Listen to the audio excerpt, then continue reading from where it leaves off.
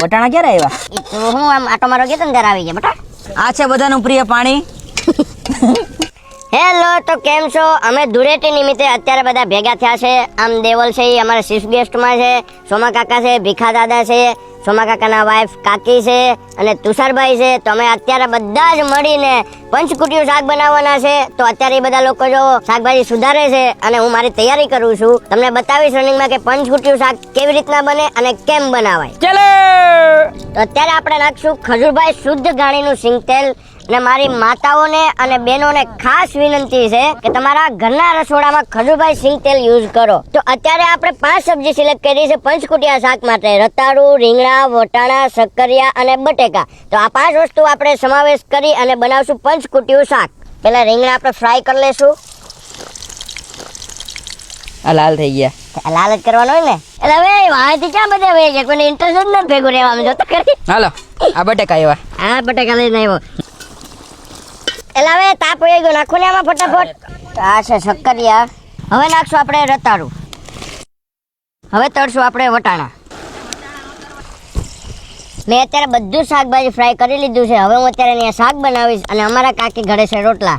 આજે અમે ખજૂરભાઈ શુદ્ધ ઘાણીના સિંગ તેલનું પંચકુટિયું શાક, બાજરાના રોટલા અને છાશ અમારી ટીમ સર્વે મળીને ખાવાની છે.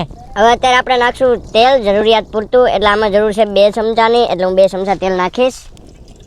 હવે આપણે આમાં નાખશું મસ્તીનું જીરું. આ છે કાંદાની ગ્રેવી, ટમેટાની પેસ્ટ છે. આ છે આદુ, લસણ અને મરચાંની પેસ્ટ. આ નાખી હળદર, આ નાખ્યું ધાણા જીરું, આ નાખ્યું મરચું. હવે માપ અનુસાર આપણે મીઠું નાખશું આમાં. આ છે માંડવીનો ભૂકો. આ છે બધાનું પ્રિય પાણી.